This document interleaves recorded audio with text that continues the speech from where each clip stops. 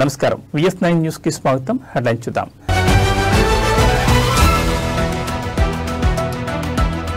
November 1న London కు CM Chandrababu. CAA ఆధ్వర్యంలో జరిగే రోడ్ షోలో పాల్గొనున్న సీఎం.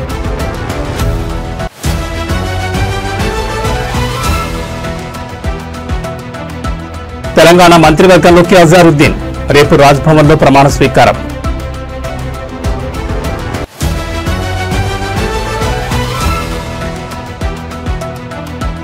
అవనిగడ్డలోని కోడూరులో డిప్యూటీ సీఎం పర్యటన. తుఫాన్ ప్రభావిత ప్రాంతాల్లోని బాధిత రైతులను పరామర్శించిన పవన్.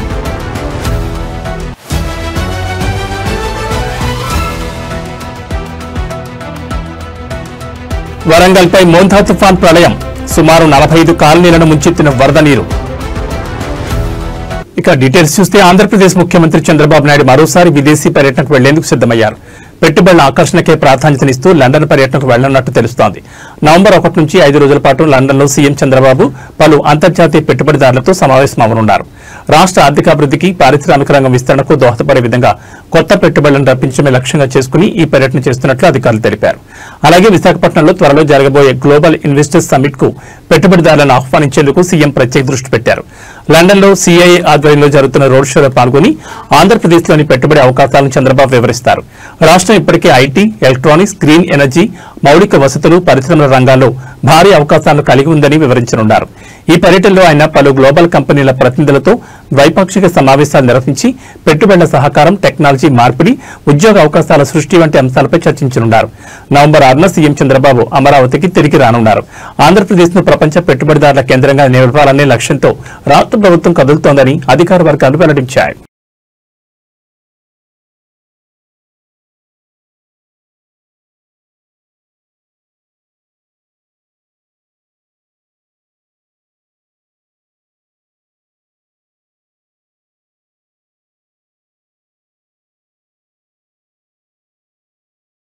కాంగ్రెస్ సీనియర్ నేత మాజీ క్రికెటర్ మహమ్మద్ అజారుద్దీన్ కు రాష్ట్ర కేబినెట్ లో భర్తీ ఖరారైంది. శుక్రవారం ఉదయం 11 గంటలకు రాజ్భవన్ లో ఆయనతో గవర్నర్ జిష్ణుదేవ్ వర్మ మంత్రిగా ప్రమాణం చేయించనున్నారు. సీఎంగా రేవంత్ రెడ్డి ప్రమాణ స్వీకారం తర్వాత ఇది కేబినెట్ రెండో విస్తరణ. 3 మంత్రి పదవులు ఖాళీగా ఉండగా అజారుద్దీన్ వారికి తాజా విస్తరణను పరిమితం చేయనున్నారు. ప్రస్తుతం సీఎం సహా రాష్ట్ర కేబినెట్ లో మొత్తం 15 మంది ఉన్నారు. అజారుద్దీన్ రాకతో మంత్రుల సంఖ్య 16కు చేరనుంది. కేబినెట్ లో మొత్తం 18 మందికి అవకాశం ఉండగా మరో 2 మంత్రి పదవులు పెండింగ్ లో ఉంటాయి. మైనార్టీ కోటాలో అజారుద్దీన్ ఎమ్మెల్యే కాకుండానే మంత్రి అయ్యే అవకాశం దక్కబోతోంది. జూబ్లీహిల్స్ ఉప ఎన్నికల్లో కాంగ్రెస్ తరఫున పోటీ చేయాలని అజారుద్దీన్ ప్రయత్నిస్తుండగా AICC ఆదేశాల మేరకు ఆయనను గవర్నర్ కోటా కింద ఎమ్మెల్సీగా ఎంపిక చేశారు. ఎమ్మెల్సీ నియామక ప్రక్రియ పెండింగ్ లో ఉన్నప్పటికీ అజారుద్దీన్ ను కేబినెట్ లో తీసుకోవాలని హైకమాండ్ నిర్ణయించడంతో మంత్రివర్గ విస్తరణకు ఆయన ప్రమాణ స్వీకార కార్యక్రమానికి CM Revanth Reddy green signal ఇచ్చారు. అజారుద్దీన్ ను కేబినెట్ లోకి తీసుకుంటే అటు మైనార్టీ కోటాతో పాటు గ్రేటర్ హైదరాబాద్ కోటా కూడా భర్తీ చేసినట్లవుతుందని కాంగ్రెస్ భావిస్తోంది. అజారుద్దీన్ కు ఏ శాఖ కేటాయిస్తారనే దానిపై ఆసక్తి నెలకొంది.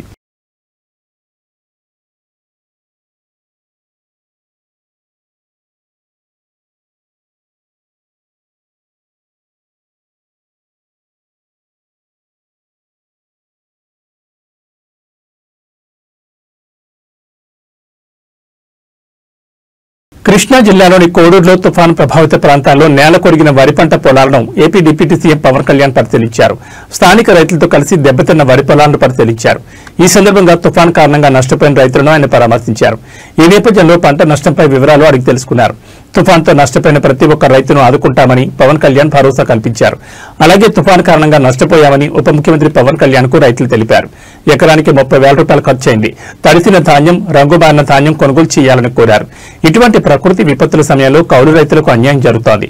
అప్పులు చేసి వ్యవసాయం చేస్తున్నాం. కౌలు డబ్బులు కూడా రాని పరిస్థితి నెలకొందని అన్నారు. ప్రభుత్వం నుంచి కౌలు రైతులకు సాయం అందేలా చూడాలని వేడుకున్నారు. 2-3 రోజుల్లో పంట నష్టం అంచనాలు పూర్తి చేసి ప్రభుత్వానికి నివేదికిస్తామని పవన్ కి కలెక్టర్ బాలాజీ వివరించారు. రైతులను అన్ని విధాలా ఆదుకుంటాం. ఎవరూ ఆందోళన చెందకూడదని డిప్యూటీ సీఎం పవన్ కళ్యాణ్ వెల్లడించారు.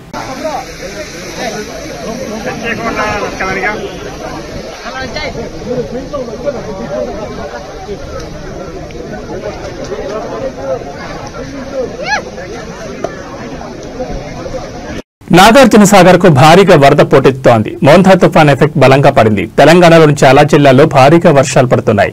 అందులోనూ ఉమ్మడి ఖమ్మం జిల్లాలో వర్షాలు ఎడతెరిపి లేకుండా కురుస్తున్నాయి. పైనుంచి మూసీ నది ఉధృతంగా ప్రవహిస్తోంది. భారీగా వరద నీరు, వర్షపు నీరు రావడంతో సాగర్ నిండుకుండలా మారింది. దీంతో అధికారులు 20 గేట్లెత్తి నీటిని కిందికి విడుదల చేస్తున్నారు. 16 గేట్లు 10 అడుగులు, 4 గేట్ల 5 అడుగుల వరకు పైకెత్తి 2,72,608 క్యూసెక్కుల నీటిని దిగువకు విడుదల చేస్తున్నారు. ప్రాజెక్టు పూర్తిస్థాయి నీటి మట్టం 590 అడుగులు కాగా ప్రస్తుత నీటి మట్టం కూడా 590 అడుగులు ఉండడంతో అధికారులు కిందకు నీటిని విడుదల చేస్తున్నారు. పూర్తిస్థాయి నీటి నిల్వ సామర్థ్యం 312.0450 టీఎంసీలు కాగా ప్రస్తుత నీటి నిల్వ సామర్థ్యం 312.0450 టీఎంసీలుగా ఉంది. ఇన్ఫ్లో అండ్ అవుట్ఫ్లో కలిపి 3,662 క్యూసెక్లుగా ఉంది. జల విద్యుత్ కేంద్రంలో విద్యుత్ ఉత్పత్తి కొనసాగుతోంది. ప్రాజెక్టు గేట్లు ఎత్తడంతో దిగువన ఉన్న గ్రామాల ప్రజలను అధికారులు అప్రమత్తం చేస్తున్నారు. కాలువల్లో భారీగా వరద నీళ్లు కిందకు వెళ్తుండటంతో వాగుల్లో ఉన్న వారందరూ బయటకు రావాలంటూ హెచ్చరిస్తున్నారు. పశువుల కాపరులు, జాలర్లు ఎవరైనా కాలువల వెంబడి ఉంటే సురక్షిత ప్రాంతాలకు వెళ్లిపోవాలని సూచిస్తున్నారు అధికారులు.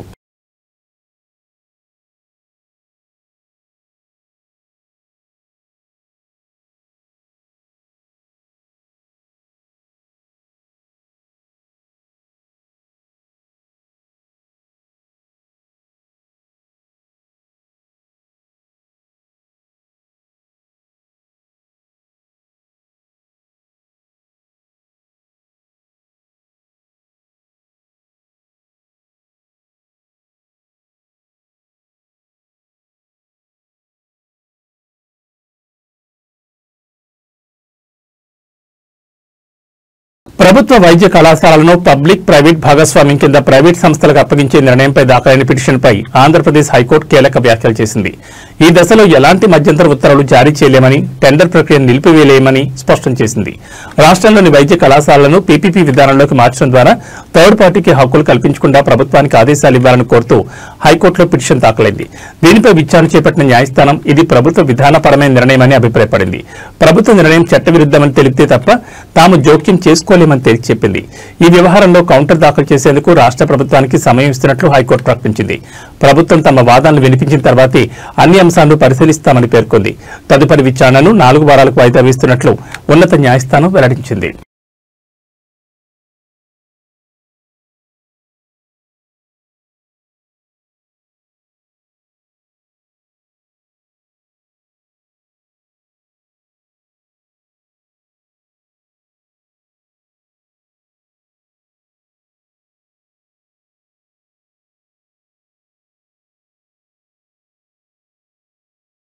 చారిత్రక నగరం వరంగల్ను మోంథా తుఫాన్ అతలాకుతలం చేసింది. బుధవారం రోజంతా ఎడతెరిపి లేకుండా కురిసిన కుండపోత వర్షానికి నగరం నీట మునిగింది.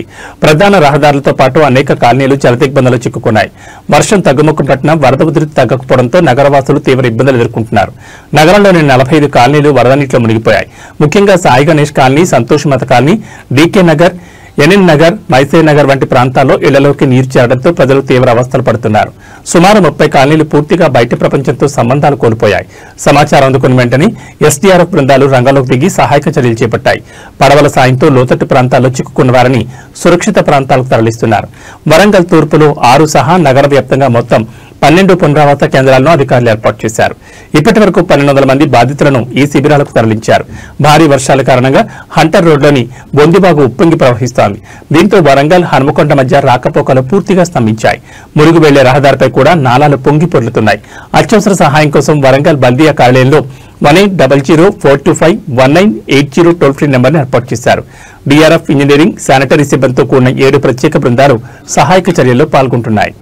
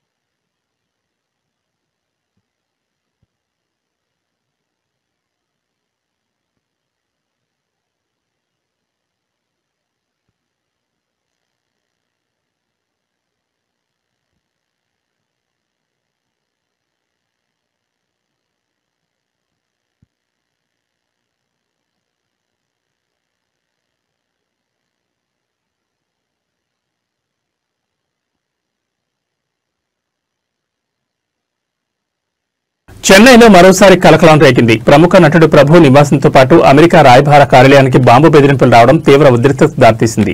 గుర్తు తెలియని వ్యక్తులు పంపిన ఈమెయిల్తో పోలీసు యంత్రాంగం అప్రమత్తమైంది. తమిళనాడు డీజీపీ కార్యాలయానికి వచ్చిన ఓ ఈమెయిల్లో ఈ బెదిరింపులున్నట్లు అధికారులు గుర్తించారు. చెన్నైలోని అన్నా ఫ్లైఓవర్ సమీపంలో ఉన్న అమెరికా కాన్సులేట్లో ఆ తర్వాత నటుడు ప్రభు ఇంట్లో బాంబు పేలుతుందని దుండగులు హెచ్చరించారు. ఈ సమాచారం అందుకున్న వెంటనే చెన్నై పోలీసులు బాంబు డిస్పాచబుల్ స్క్వాడ్ స్నిపర్ డాగ్స్ తో రంగంలోకి దిగారు. అమెరికా కాన్సులేట్ భవనం, నటుడు ప్రభు నివాసం వద్ద భద్రతను కట్టుదిట్టం చేసి ముమ్మర తనిఖీలు చేపట్టారు. గంటల తరబడి క్షుణ్ణంగా గాలించినప్పటికీ ఎలాంటి పేలుడు పదార్థాలు లభ్యం కాలేదని స్పష్టం చేశారు. ఇదే క్రమంలో అమెరికా కాన్సులేట్లో పనిచేసే మరికొందరు అధికారులతో పాటు నటుడు ఎస్వి శేఖర్, మైలాపూర్లోని సుబ్రహ్మణ్య స్వామి నివాసాలకు కూడా ఇలాంటి బెదిరింపులు వచ్చినట్లు తెలుస్తోంది.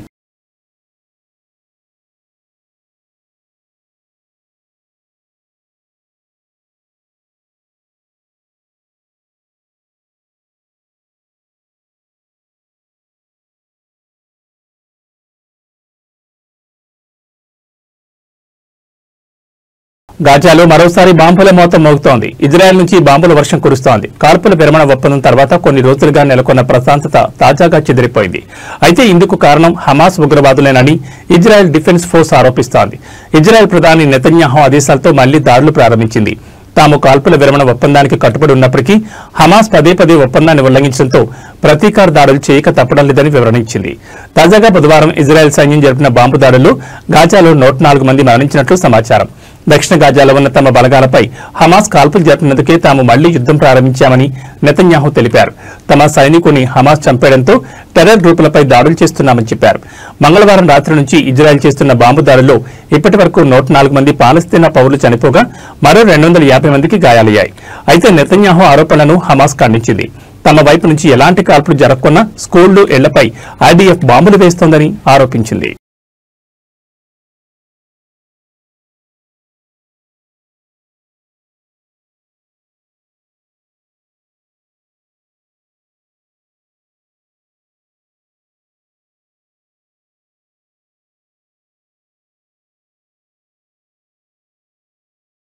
ఆస్ట్రేలియా క్రికెట్లో తీవ్ర విషాదం నెలకొంది. నెట్ ప్రాక్టీస్ చేస్తుండగా మెడకు బంతి బలంగా తాకడంతో 17 ఏళ్ల క్లబ్ క్రికెటర్ బెన్ ఆస్టిన్ ప్రాణాలు కోల్పోయాడు.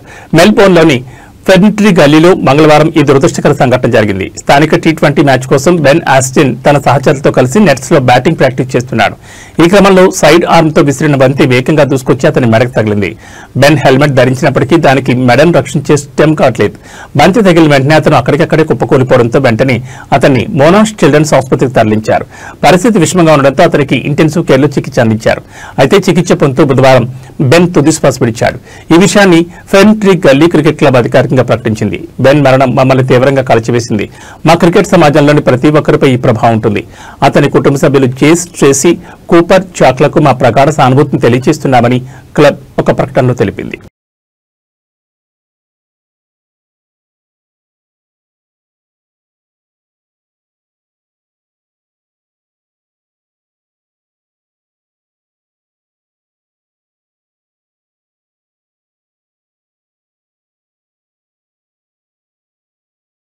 మోంతా తుఫాన్ నేపథ్యంలో ములుగు జిల్లాలోని ప్రజలు అప్రమత్తంగా ఉండాలని జిల్లా కలెక్టర్ టీఎస్ దివాకర్ పిలుపునిచ్చారు. జిల్లా ప్రజలు అవసరమైతేనే బయటకు రావాలన్నారు.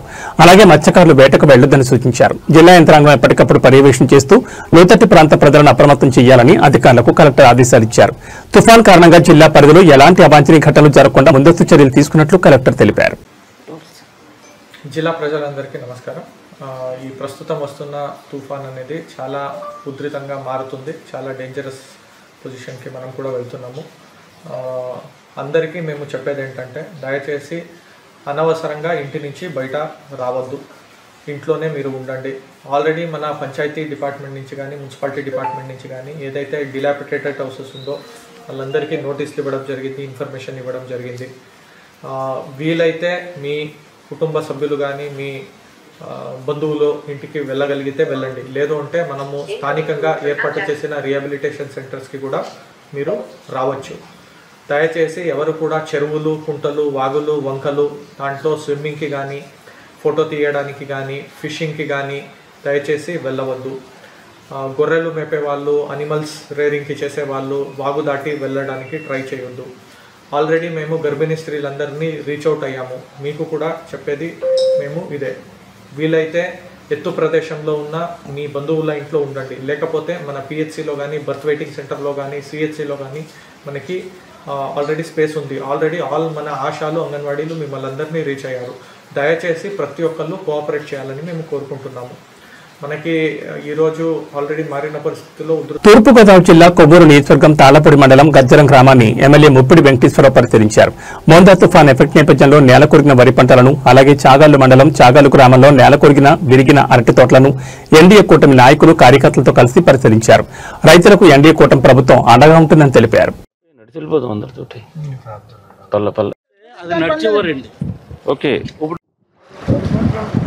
అప్పుడు అది మన కొత్త బ్రిడ్జి కాబట్టి పిల్లలు ఒక ఇచ్చేసేయండి. 6 వేలతో అమ్ముదాం బ్రిడ్జి.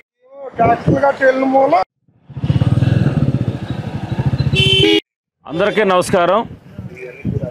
గత 3 రోజులుగా ముంతాన్ తుఫాన్ ఏదైతుందో అది రాష్ట్రంలో ఉన్నటువంటి దాదాపుగా ఎక్కువ జిల్లాల్లో దీని ప్రభావంతో గత 3 రోజుల నుంచి అనేక ఇబ్బందులు పడుతూ ఉన్నాం.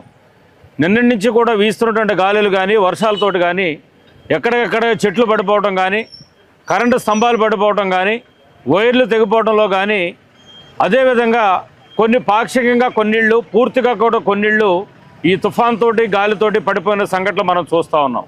వాటితో పాటుగా ఈ రోజుని మన తాళపూడి మండలంలో అనదేవరపేట కానీ, గజ్జరం కానీ, పెద్దెం కానీ, మలకపల్లి కానీ, ఇలాగ ఏవైతే కొన్ని గ్రామాలు ఉన్నాయో గోదావరిని అనుకున్నటువంటి గ్రామాలు కానీ, పక్కనున్నటువంటి గ్రామాలు కానీ అన్నీ కూడా పంట చేతికొచ్చేటువంటి వరి ఏదైతే ఉందో చేతికొచ్చే నాటికి అకాల తుఫానుతోటి, వర్షాలు, గాలితోటి పంట పొలాలన్నీ కూడా పూర్తిగా కూడా ఒరిగిపోయిన పరిస్థితి ఉంది. అన్నీ కూడా నాకు మొత్తం నియోజకవర్గంలో అన్ని గ్రామాల్లో ఎక్కడెక్కడ ఏం జరుగుతుంది మొత్తం నాకు రిపోర్ట్ కావాలి. మీరు ఏం చేస్తారంటే సచివాలయం ఉన్న స్టాఫ్లను అసిస్టెంట్గా పెట్టుకోండి. సచివాలయం ఉన్న స్టాఫ్లతో అగ్రికల్చర్లో, హార్టికల్చర్లో కూడా పెట్టుకుని అవసరమైతే ఆల్రెడీ మీరు స్టాఫ్ తక్కువ ఉన్నారు కాబట్టి వాళ్ళ హెల్ప్ తీసుకుని నాకు ఇమ్మీడియట్గా ఎక్కడెక్కడ ఏం జరుగుతుంది ఏంటో ఈ డ్యామేజ్ అంతా రిపోర్ట్ చేయండి. గవర్నమెంట్కి పంపించాలా, మీరు గవర్నమెంట్కి పంపించండి, నేను కూడా నా వైపు నుంచి నేను కూడా పంపిస్తాను. నాకు పంపిస్తే చాలా జాగ్రత్త చూడండి, రైతులు పాపం చాలా నష్టపోయారు. ఇదంతా కూడా ఇదంతా మీదే. ఇది ఓకే, పదండి అటుపక్క. అదేంటి అదే వరదే? ఓ ఎంత కౌలు ఎంత? పంటకి 13 బస్తాలు, 30లో 13 బస్తాలకు ఇవ్వాలి. ఓకే, పెట్టుబడి ఎంత అవుతుంది ఎకరానికి? అక్కడ చివరి మొలక వచ్చిందేమో చూడు, ఏదైనా వచ్చేస్తా.